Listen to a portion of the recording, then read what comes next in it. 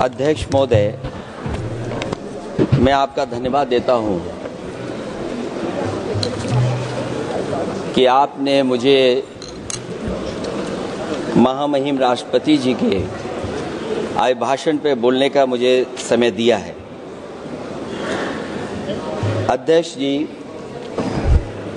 मैं सबसे पहले आपका अभिनंदन एवं अभिवादन करते हुए आग्रह करना चाहूँगा कि मुझे बोलने के लिए जो समय दिया है, मैं उसमें से 2 मिनट का समय महाकुंभ हादसे का शिकार लोगों की आत्मा की शांति के लिए खड़े होकर के मौन रखना चाहूँगा। अगर किसी अन्य को भी सच्चे मन से मृतकों के प्रति सच्चा भाव है तो वो भी हमारे सांसदों के साथ खड़ा होकर के ये मौन श्रद्धांजलि अर्पित कर सकते हैं। ये माननीय सदस्य अध्यक्ष महोदय, अगली लाइन अध्यक्ष महोदय, ये विषय अध्यक्ष महोदय, आप सीनियर लीडर हैं। अध्यक्ष महोदय, ये अधिकार आपका है। कभी नहीं रही। ये मैंने विषय मेंशन करते हुए भरोसा है इस विषय पर मौन कर दिया था, इसलिए अध्यक्ष का अधिकार है। हाँ, मैं वही अध्यक्ष महोदय, ये जो बात मैं शुरू कर रहा हूँ, जहाँ मैंने मौन 2 मिनट के लिए श्रद्धांजलि की बात की है, ये अधिकार मेरा नहीं है अध्यक्ष महोदय, ये अधिकार आपका है।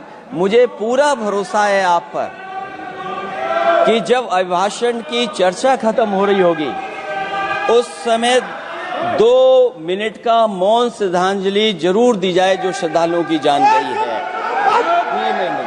नहीं अध्यक्ष महोदय, नहीं अभी 1 मिनट आप लोग कुछ मत बोलो। नहीं कुछ नहीं। अध्यक्ष महोदय, अभी तो अध्यक्ष महोदय मैंने बात शुरू नहीं की है, और जिन लोगों को तकलीफ है और जिनको दुख होना चाहिए उनके बारे में मैं, हालांकि वो बाद में कहना चाहता था महाकुंभ के बारे में, लेकिन अध्यक्ष महोदय क्योंकि बहुत सारे माननीय सदस्य ये सुन नहीं सकते हैं, इसलिए मैं बात वहीं से शुरू करता हूं। आप देश के परम अभिभावक होने के नाते हमारा आपसे अनुरोध है कि जहां सरकार बजट के आंकड़े लगातार दे रही है, और जब मैंने अभिभाषण पढ़ा अध्यक्ष महोदय, बहुत सारे आंकड़े सरकार ने दिए हैं। आंकड़े देने से पहले महाकुंभ में मरने वालों के आंकड़े भी दे दें। महाकुंभ की व्यवस्था के बारे में स्पष्टीकरण देने के लिए मेरी मांग है अध्यक्ष महोदय, सर्वदलीय बैठक बुलाई जानी चाहिए। महाकुंभ आपदा प्रबंधन व खोया पाया केंद्र की जिम्मेदारी सेना को दी जाए। महाकुंभ हादसे के शिकार लोगों की मृत्यु, घायलों का इलाज, दवाइयों, डॉक्टर, भोजन पानी, परिवहन की उपलब्धता का आंकड़ा संसद में पेश किया जाए। महाकुंभ हादसे के लिए जिम्मेदार लोगों पर, महाकुंभ हादसे के लिए जिम्मेदार लोगों पर घोर दंडात्मक कार्रवाई हो।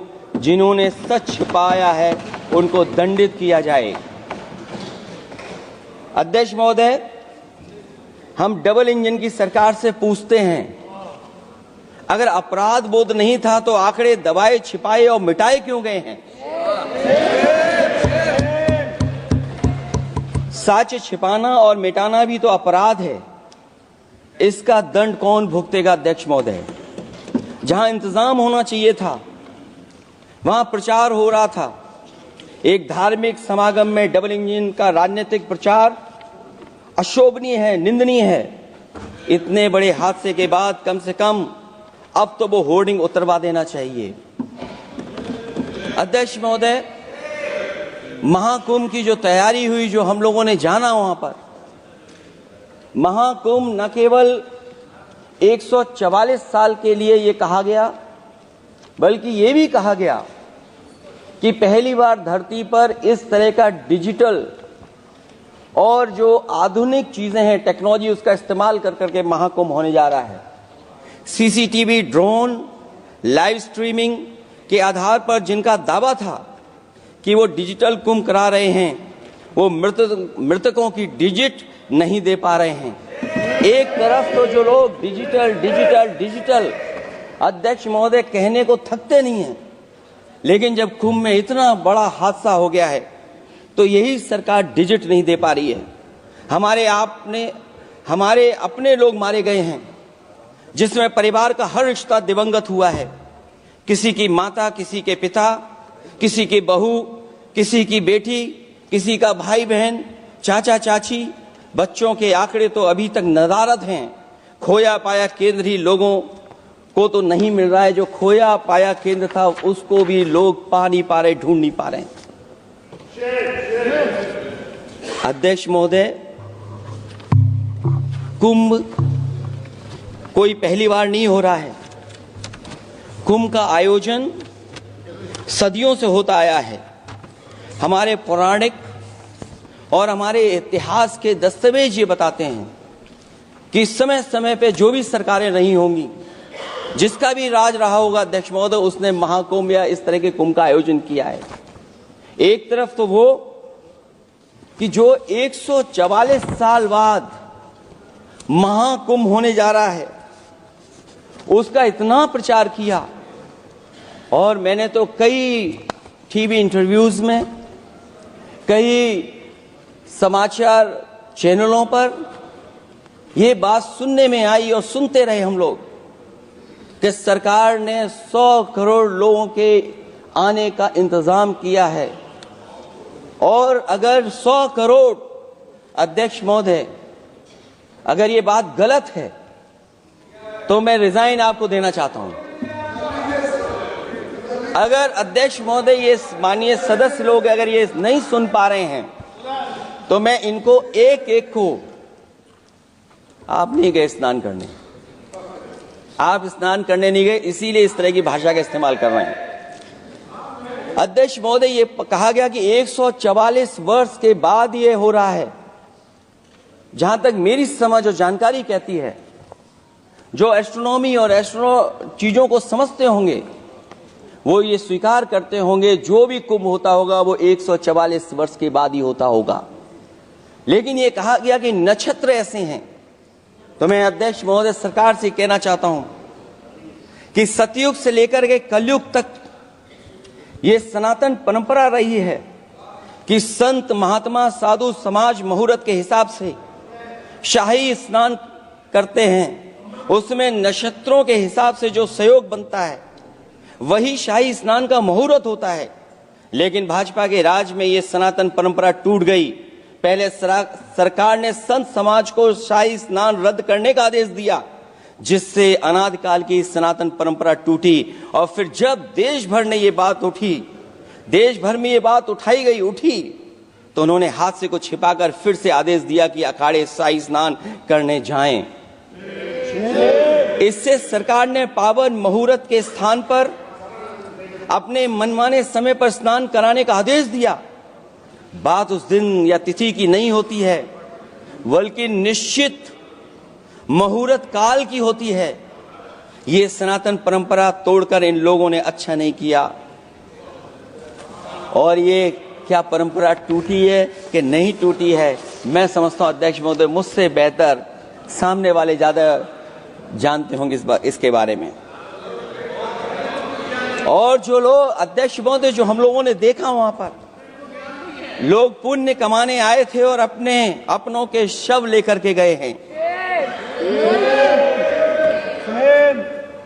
चमत्कारी करिश्मा तो ये हुआ है, श्रद्धालुओं के शव मिल गए थे, पर सरकार स्नान करने वाले मरने वालों की बात स्वीकार नहीं कर रही थी। और इससे ऊपर ये बात जो वहां पर और हुई, अध्यक्ष महोदय, जब ये जानकारी हो गई कि कुछ लोगों की जान चली गई, लाशें हैं जो मोर्चरी में पड़ी हैं, अस्पताल में पड़ी हैं, उसके बाद सोचिए सरकार क्या कर रही है। अपने सरकारी हेलीकॉप्टर में फूल भर करके फूलों को डालने का काम किया। सोचिए ये हमारी कहां की सनातनी परंपरा है। मैं जानना चाहूंगा सदन के माध्यम से हमारे माननीय सदस्य बताएं कि जहां लाशें पड़ी रही हों, न जाने कितनी चप्पलें पड़ी थीं, न जाने कितनी चप्पलें पड़ी थीं, न जाने कितने कपड़े पड़े थे, महिलाओं की साड़ियां थी, कपड़े थे, लेकिन उनको कैसे उठाया गया? उन सबको उठाया गया जेसीबी मशीन से, ट्रैक्टर की ट्रॉली से। उनसे उठा करके कहां फेंका कोई नहीं जानता, लेकिन जब उनको लगा कि वहां से बदबू आ रही है तो यही सरकार के लोग छिपाने लगे हैं। यही आपका महाकुंभ का आयोजन था, और हर बात को छिपाने के लिए न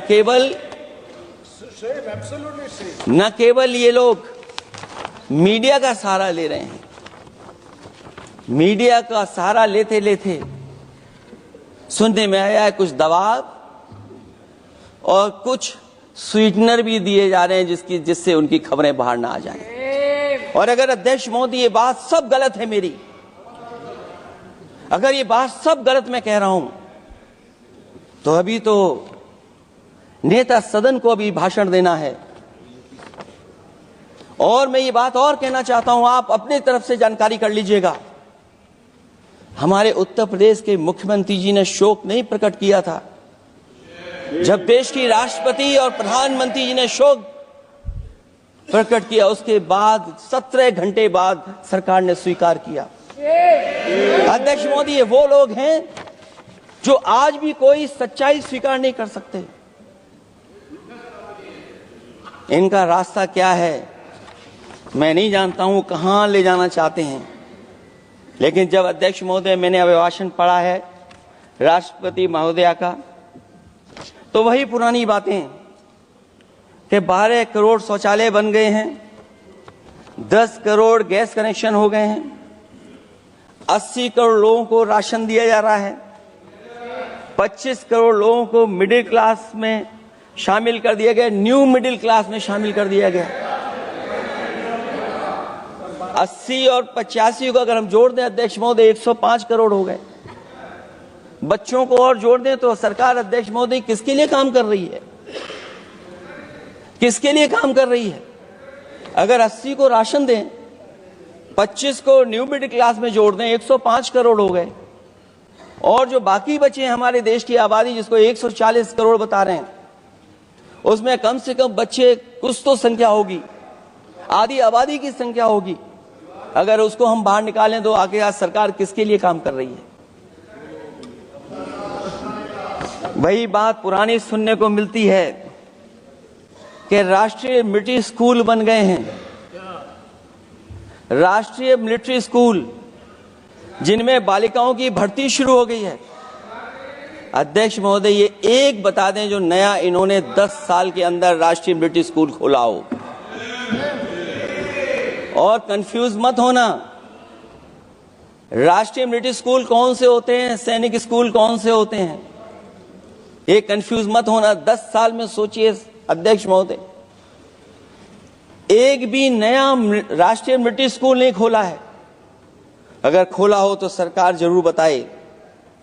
जो लोग कहते हैं हम ईज ऑफ डूइंग रिसर्च कर रहे हैं, अध्यक्ष महोदय, इनकी ईज ऑफ डूइंग रिसर्च हमने देखी है।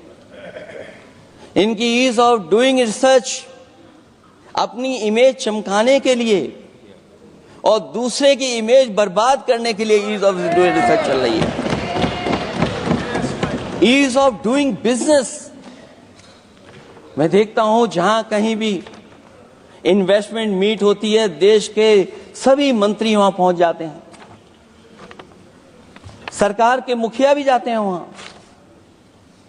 मुझे याद है उत्तर प्रदेश में सबसे बड़ा आयोजन हुआ था इन्वेस्टमेंट मीट का। न केवल इन्वेस्टमेंट मीट इन्वेस्टर्स को बुलाया गया था, बल्कि डिफेंस एक्सपो के भी कार्यक्रम कई हुए थे।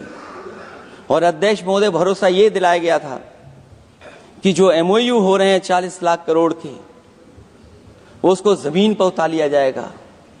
मैं इन्हीं डबल इंजन की सरकार से जानना चाहता हूं कि जो 40 लाख करोड़ के एमओयू हुए, उसमें कितना जमीन पर यह सरकार उतार पाई है? कहीं ऐसा तो नहीं है कि सरकार के डबल इंजन आपस में ही टकरा रहे हों अब तो जो खबरें हम लोग पढ़ते हैं, न केवल इंजन टकरा रहे हैं अध्यक्ष महोदय, अब तो डब्बे भी टकराने लगे हैं। सुना है क्योंकि दिल्ली में चुनाव है,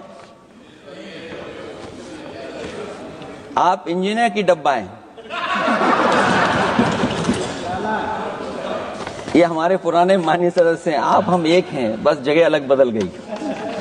जिस विभाग के मंत्री हैं वो हमारा ही काम है, आप लोग अच्छा नहीं कर रहे हैं। अध्यक्ष महोदय, दिल्ली का चुनाव है तो मैंने राष्ट्रपति जी के अभिभाषण में सुना कि यहां पर मेट्रो की जो दूरी है वो दुगनी कर दी गई है, पटरी दुगनी कर दी गई है, एक्सपेंशन हो गया है इतना। अध्यक्ष महोदय, मैं स्वीकार करता हूं दिल्ली का चुनाव है, एक्सपेंशन की बात करेंगे, लेकिन कभी आपने क्यूटो का नाम सुना है? आपने वेनिस का नाम सुना है? मैं अध्यक्ष महोदय आपके माध्यम से, जिसको क्यूटो बनाने के लिए सपना देखा गया था, 10 साल पूरे हो गए हैं, अभी तक वहां पर मेट्रो की शुरुआत नहीं कर पाए हैं। और अध्यक्ष महोदय, मैं ये बात इसलिए कह रहा हूं, अध्यक्ष महोदय मैं इसलिए बात कह रहा हूं कि जिस समय समाजवादी सरकार थी, जितनी भी मेट्रो आज यूपी में चल रही हैं, सब की सब समाजवादियों की देन है, एक भी आपकी देन नहीं है। और इस समय पर मैं याद करना चाहता हूं, उस समय देश के प्रधानमंत्री मनमोहन सिंह जी को जब मैं पहली बार मुख्यमंत्री बनकर के उनसे मिलने गया था, मैं बहुत सारे उनके काम उत्तर प्रदेश के लेकर के गया था। आज वो हमारे बीच नहीं हैं, लेकिन कम से कम उन्हें इसी बात से याद कर रहे हैं, जो जो मैंने काम उस समय दिए थे, एक एक काम उस समय के प्रधानमंत्री जी ने मेरा पूरा कर करके, और उसका परिणाम ये हुआ है अध्यक्ष महोदय, और उसका परिणाम ये हुआ है कि आज उत्तर प्रदेश में जितनी भी मेट्रो चल रही है, चाहे वो लखनऊ की हो, कानपुर की हो, आगरा की हो, नोएडा की हो, ग्रेटर नोएडा को जोड़ रही हो, दिल्ली को जोड़ रही हो। और अध्यक्ष महोदय, जिस समय उद्घाटन हुआ था दिल्ली से नोएडा को जोड़ने वाली मेट्रो का, उस समय देश के प्रधानमंत्री एक विदेश के बहुत बड़े उनके साथ बैठ करके गए थे उद्घाटन करने। वो अगर किसी ने काम किया था पूरा, तो नोएडा अथॉरिटी और समाजवादी सरकार ने, उसमें आपकी देन कोई नहीं थी। ये बात मैं मेट्रो की इसलिए कर रहा हूं कि जो लोग दिल्ली में मेट्रो बना रहे हैं, वो बनारस में मेट्रो क्यों नहीं बना पा रहे हैं? और दिल्ली का विकास अपने आप हो जाएगा, बस ये जो भारतीय जनता पार्टी की दिल्ली वाली सरकार है वो हस्तक्षेप करना बंद कर दे। अध्यक्ष महोदय, रिवर लिंकिंग का कार्यक्रम कुछ दिन पहले प्रधानमंत्री जी ने किया। अध्यक्ष महोदय, मैं आपके माध्यम से, जहां किसानों के लिए एक नई चीज आ रही है, जिससे कि न केवल उनकी खेती बाड़ी बल्कि बहुत सा सुधार दिखाई देगा। खेती बाड़ी को भी पानी मिलेगा, पीने का भी पानी होगा। इंटरलिंकिंग पुरानी योजना है, और मुझे याद है जब पहली बार उसका MOU साइन हुआ था, उस समय दोनों प्रदेश के मुख्यमंत्री शामिल थे, लेकिन जब उद्घाटन हुआ है तो दोनों के प्रदेश के मुख्यमंत्री वहां से गायब थे। और वो कारण अगर जानना चाहोगे तो वो कारण भी बता दूंगा अगर आप कहोगे तो। जहां इंटरलिंकिंग हो रही रिवर की, ये अच्छी योजना है। 40,000 करोड़ रुपए आप खर्च करने जा रहे हैं। लाखों लाख जमीन उत्तर प्रदेश और मध्य प्रदेश की सिंचाई के लिए शामिल हो जाएगी, लोगों को पीने का पानी मिलेगा। लेकिन जिनकी जमीन जाएगी, उन किसानों को, गरीबों को क्या सरकार मदद कर रही है? लैंड एक्विजिशन मैंने भी की एक समय पर, और मुझे याद है अध्यक्ष महोदय, जब मैंने लैंड एक्विजिशन किया था, उसमें भारत का ये लैंड एक्विजिशन एक्ट नहीं आया था। मैंने किसानों से बातचीत की थी और किसानों से समझाया कि ये योजना से, परियोजना से क्या लाभ होने जा रहा है। वहां के किसान तैयार हो गए, और उसका परिणाम ये था कि 21 महीने में देश का सबसे बेहतरीन एक्सप्रेसवे और जमीन एक्वायर कर करके हम लोगों ने बना करके दिखा दिया। और जब उद्घाटन हुआ था तो उसमें भारतीय वायुसेना के विमान सुखोई और मिराज को उतार करके हम लोगों ने उद्घाटन किया था उसका। ये बात मैं इसलिए बता रहा हूं, जिस हाईवे पर देश के प्रधानमंत्री उतरे थे और उद्घाटन के बाद प्रधानमंत्री जी के पीछे पीछे कोई चल करके आया था, वो हाईवे भी अगर किसी ने डिजाइन किया था तो समाजवादी सरकार का डिजाइन था, वो भारतीय जनता पार्टी का डिजाइन नहीं था।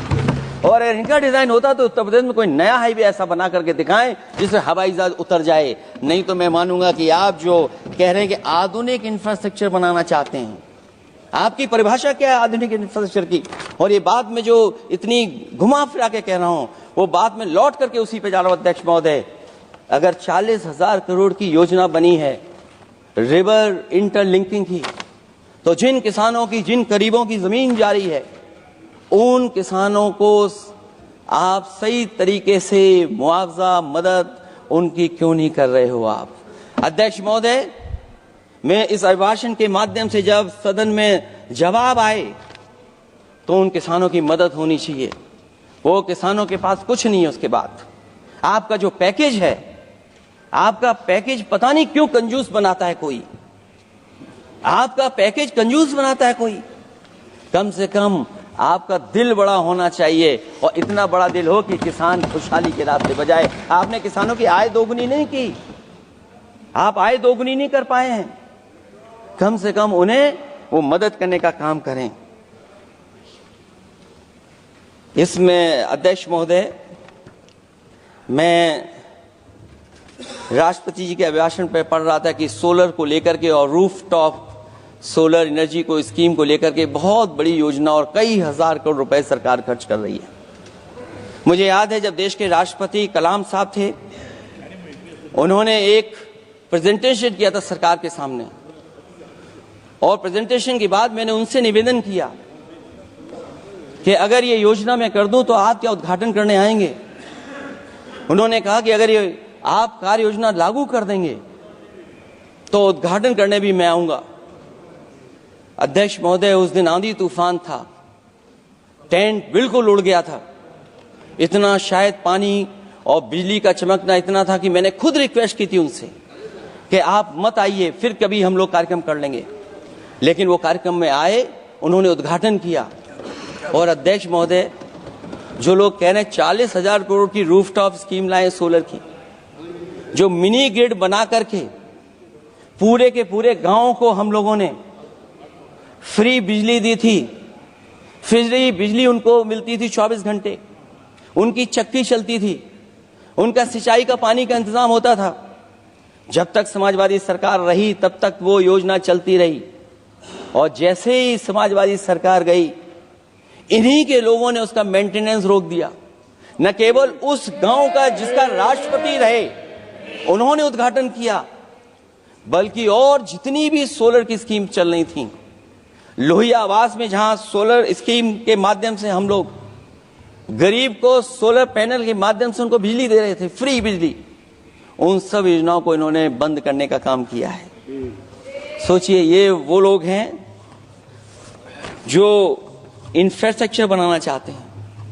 अध्यक्ष महोदय, चीन के सवाल को लेकर के कांग्रेस पार्टी के भी कुछ विचार हैं, हमारे भारतीय जनता पार्टी के लोगों के भी विचार हैं। सच्चाई ये सदन और ये देश भी जानता है, एक समय पर हम लोगों ने बहुत लाखों लाख किलोमीटर की जमीन, लाखों लाख एकड़ की जमीन हम लोगों ने खोई, और अब उसी रास्ते पर भारतीय जनता पार्टी चल रही है। अध्यक्ष महोदय, सवाल यह है, जमीन खोने के साथ साथ भारतीय जनता पार्टी स्वीकार नहीं कर रही है कि जमीन चीन ने कब्जा की है। और ये बात अगर हम लोग कह रहे हैं तो जो अखबारों में खबरें निकलती हैं, टीवी पे कभी कभी खबरें आती हैं, अध्यक्ष महोदय सरकार को कहिए कि ऐसे चैनल, ऐसे अखबारों पे एफआईआर लिखा कर उन्हें जेल भेज दो, क्योंकि कुंभ की जो खबर चलाना चाहते थे, कुंभ की जो खबर देना चाहते थे, उन कुछ साथियों पे आपने एफआईआर लिखा दी है।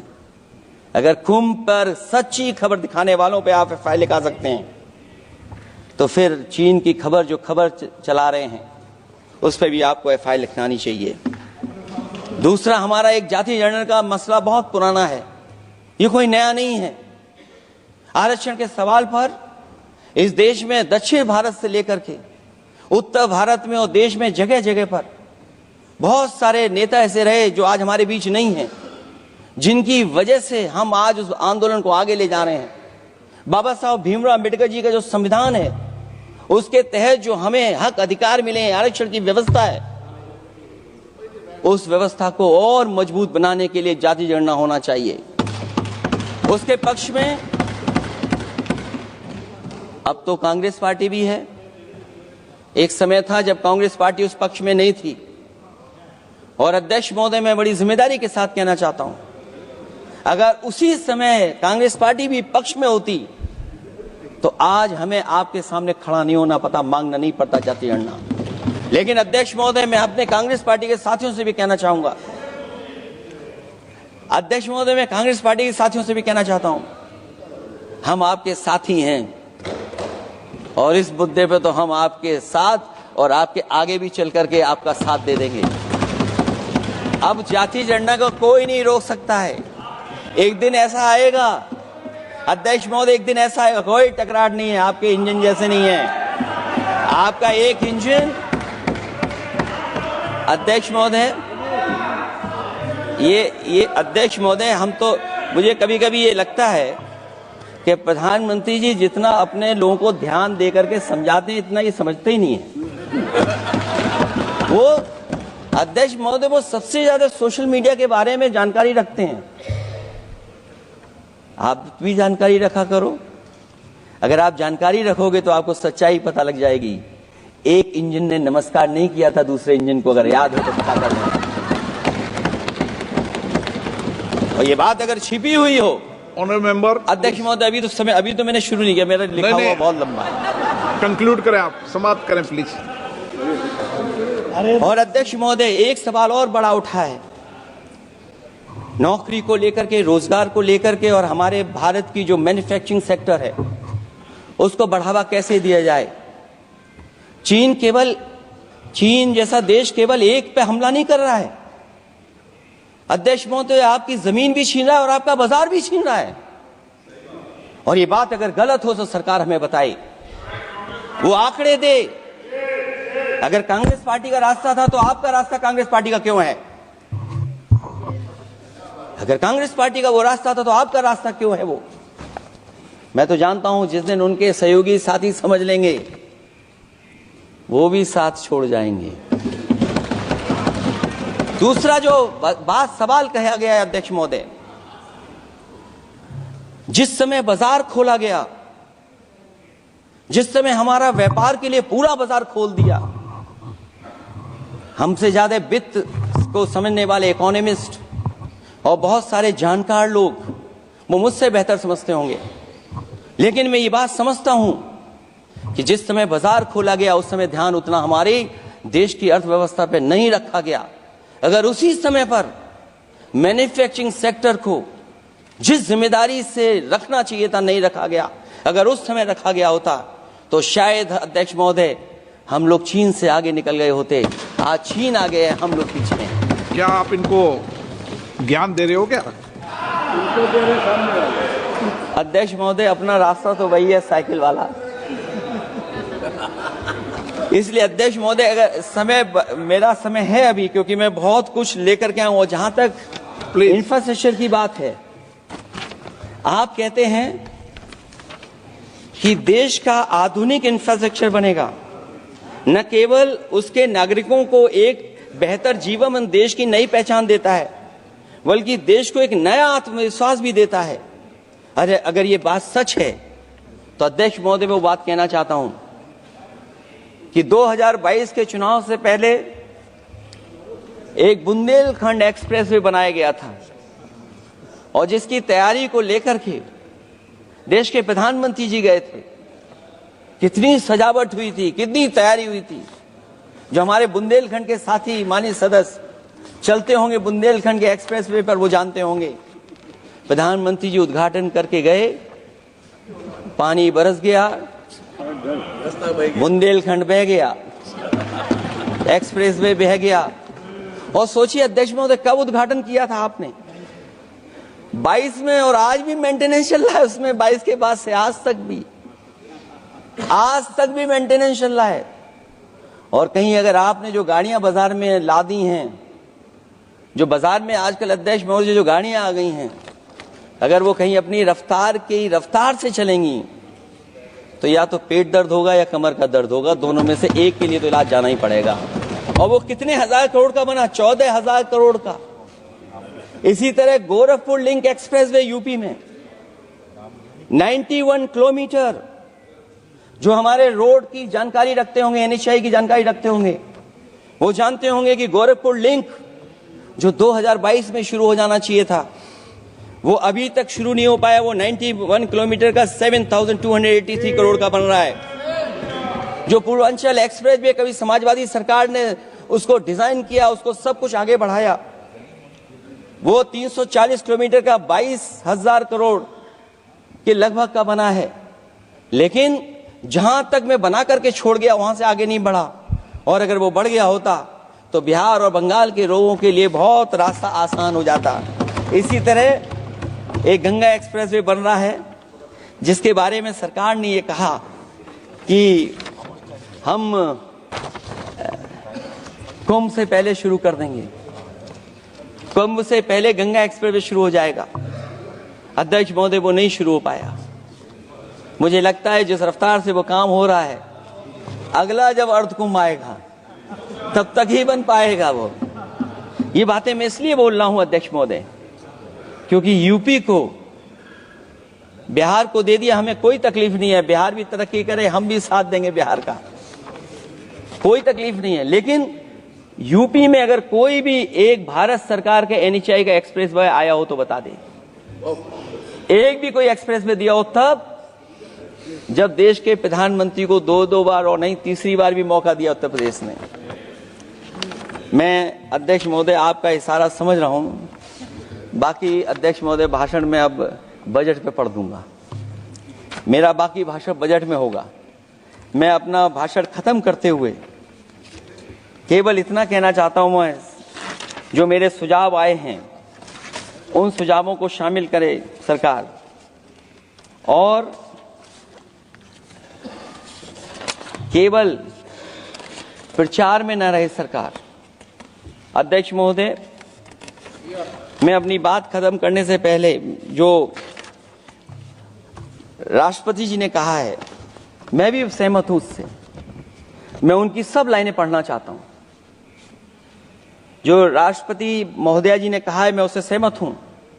हमारा हिंदुस्तान 140 करोड़ आबादी वाला देश है। हमारे यहाँ भिन्न भिन्न राज्य, भिन्न भिन्न क्षेत्र, भिन्न भिन्न भाषाएं हैं, परंतु एक राष्ट्र के रूप में हमारी एक ही पहचान है, हिंदुस्तान।